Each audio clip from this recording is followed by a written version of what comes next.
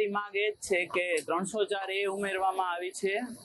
એ કલમની જગ્યાએ અમારે 304 કલમ લગાડવી છે, કેમ કે ગુનો બિનજામીન પાત્ર જ ગણાય. કેમ કે મૃત્યુ આવું બ્રુટલ થયું, તે છતાં એજ્યુકેટેડ માણસો હોવા થકી એને એમ ન થયું કે કોકનો છોકરો આવી રીતે પડ્યો છે તો એની હેલ્પ કરી, સીધા જતા રહ્યા અને પોતાના કામે પણ વયા ગયા.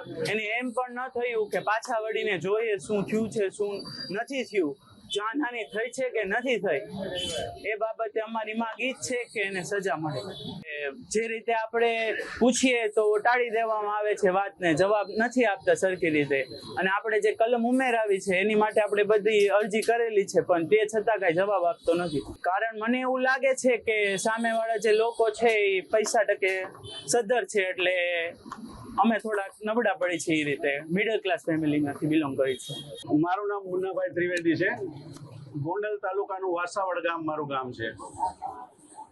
મારો મોટો પુત્ર પાર્થ મહેશ ત્રિવેદી, જે શક્તિમાન કંપનીમાં નોકરી કરતો હતો, વહેલી સવારે ડ્યુટી ઉપર જતો હતો ત્યારે ગોંડલ પાસે રૂપાવટીનો પુલ આવે છે, જ્યાં વચ્ચોવચ્ચ એને સિલ્વર કલરની મારુતિ સ્વિફ્ટ ગાડી, જેના નંબર GJ14 AP 8070 ઉડાવી અને જતી રહી. આ ઘટના બની પછી એ તો ત્યાંથી નાસીને જતી રહી.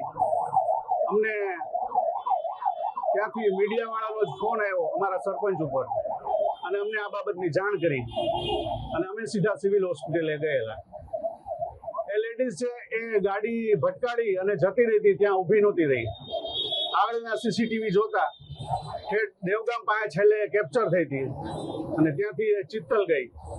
ચિત્તલ એના પપ્પાનું ગામ છે.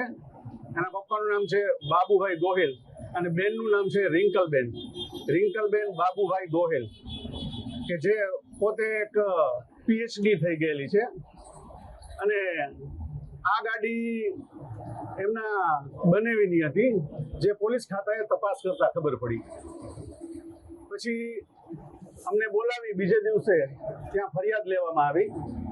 એટલે 2-3 દિવસ પછી અમે તપાસ કરી કે ભાઈ આ બાબતમાં ધરપકડ થઈ છે કે નથી થઈ, પણ હજુ એ બેનની ધરપકડ થઈ હતી નહીં.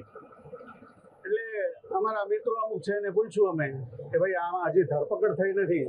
એટલે એણે FIR જોઈને કીધું કે ભાઈ આની અંદર જે કલમ છે ને, એ હિટ એન્ડ રનની કલમ જે કહેવામાં આવે ને 304, એ 304 લગાડવામાં નથી આવી. એની જગ્યાએ 304A લગાડવામાં આવી છે. 304 જો લગાડવામાં આવે તો એ બિનજામીન પાત્ર ગુનો છે, અને 10 વર્ષની એમાં સજા છે, અને એની તાત્કાલિક ધરપકડ કરવી પડે. પણ આ વસ્તુ બની નહીં. બીજું, એ ઉડાવીને જતી રહી પછી માનવતાની દ્રષ્ટિએ ઊભી નથી રહી. FIR ની અંદર મેન્શન છે કે ગાડી અકસ્માત કરી અને નાસી ગઈ, એટલે એ હિટ એન્ડ રન જ છે. પોલીસ ખાતાની અંદર આ વસ્તુની તપાસ કરી તો એને એમ કીધું કે ભાઈ આ 304 છે એ તો માત્ર કે બહુ રેર કેસમાં લાગે. તો તમે રેર કેસ છે ને ગણો ભાઈ. અમારું તો જે હતું એ બધું લૂંટાઈ ગયું, બરાબર છે. અને તમે PM રિપોર્ટની અંદર જોવો કે પંચરોજગામ ન્યાનું કરેલું જોવો કે જે બોડીની પરિસ્થિતિ છે, કે જેની આંખો નીકળી ગઈ છે, જેનું માથું નીકળી ગયું છે, આ પોઝિશન છે, અને તમે એને હજી રેર કેસ નથી ગણતા, તો તમે શું ગણો છો? રેર કેસ છે ને ગણો. કે 3-4 જણાને જો મૃત્યુ થાય તો જ રેર કેસ ગણાય. મારી માંગ એ છે ભાઈ ન્યાયપાલિકા પાસે કે કલમ 304 લગાડે, એની તાત્કાલિક ધરપકડ કરે, અને એને પણ એની ગુનાની ખબર પડે કે એને શું કર્યું છે. એક બ્રાહ્મણ પરિવારનો માળો એને વીખી નાખ્યો છે. પોલીસ અમને માહિતી નથી આપતી ભાઈ. મેં ગઈકાલે સાંજે ફોન કર્યો હતો, એ જે બેન છે ASI મેડમ, એને ફોન નો ઉપાડ્યો, 2 વાર કર્યો, આની પહેલા પણ કર્યો હતો. પછી એક બીજા કોન્સ્ટેબલ છે એને ફોન કર્યો. મેં કીધું ભાઈ આ બાબત કેસની અંદર શું માહિતી છે, અમને કાંઈક માહિતી આપો. એટલે એને કીધું ભાઈ તમારી પાસે માહિતીનો અધિકાર છે, તમે RTI કરો એ કે, અમે માહિતી ન આપી શકીએ તમને એ કે. એટલે અને એ કોઈ ગામડાની અભણ વ્યક્તિ નહોતી, જ્યારે અકસ્માત થયો ત્યારે એનો પતિ એની હારે હતો. નૈમિષ ભાલુ એનું નામ છે. એ ડોક્ટર છે પોતે. અહીં તમારે સિવિલ હોસ્પિટલની અંદર પીડીયુમાં જોબ કરે છે. જો આટલી બધી ભણેલ ગણેલ વ્યક્તિ હોય અને એ આવો ગુનો કરીને નાસી જતી હોય અને પોતાના પૈસાને જોરે અથવા લાગોગના જોરે જો એ છૂટી જતા હોય તો મારે ક્યાં જવું એ કયો? તમે જનતાનો અવાજ છો એટલે હું તમારી પાસે આવ્યો છું. આ કેસને છોડીશ નહીં ભાઈ.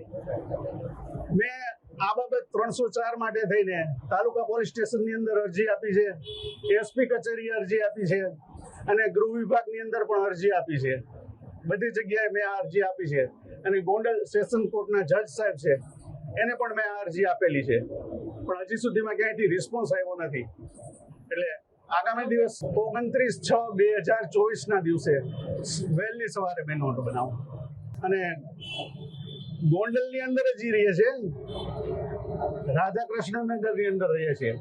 એટલે લોકલ ગોંડલની અંદર રહેતા હોય એટલે એને થોડીક લાગવગ હોય, ઓળખાણ હોય, એ દ્રષ્ટિએ છૂટી જતા હોય. એટલે આ રિંકલબેન નૈમિષભાઈ ભાલુ કે જે ગોંડલમાં રહે છે અને અમરેલીની અંદર ક્યાંક કોલેજની અંદર જોબ કરે છે, પીએચડી કરેલ છે પોતે. એટલે